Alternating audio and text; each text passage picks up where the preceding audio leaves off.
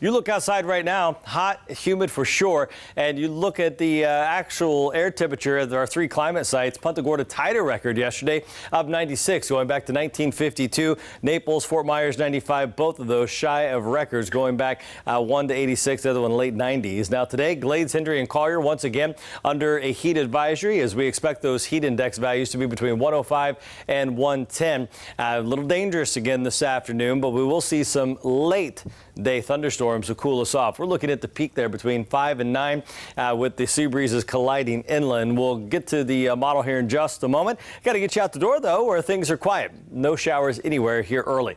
So let's move ahead to lunch. We are continuing to see dry conditions, but watch the east and west coast of sea breeze here kick in around 3 o'clock. That's the first showers and thunderstorms.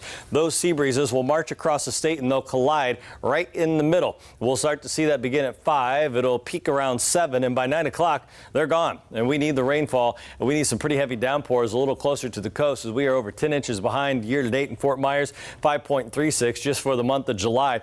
And our temperatures are in the low 80s here early, mid to upper 70s inland, and you factor in the humidity, which is still fairly high in the mid 70s, and it's going to feel closer to 110 in Golden Gate, 108 in Immokalee.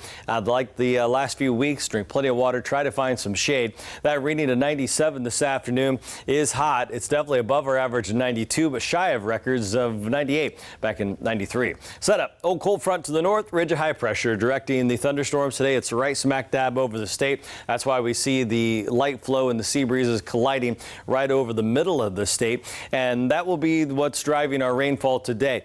In the days ahead, we watch north of the Bahamas. We're watching a trough of low pressure, which I'm not really worried about developing as a tropical depression or a storm. There's just too much shear. But what it will do is increase our moisture. And by the time we get towards Thursday, as it rides up the east coast, it'll push the showers and thunderstorms in our direction. And this is the area the National Hurricane Center is watching, giving it a 20% chance over the next 7 days. Again, not worried about tropical development, but it will help bump our rain chance up to at least 80%. The other area we've been watching across the main development region only has a 10% now, as it's interacting with quite a bit of Saharan dust and shear. So as we start to head into our peak hurricane months here, August and September, things are fairly quiet. In the days ahead, going to be really stormy in the afternoon hours, as we'll see that 70 to 80% chance of rain late in the week and the weekend. Highs stay above average, staying around 95 degrees.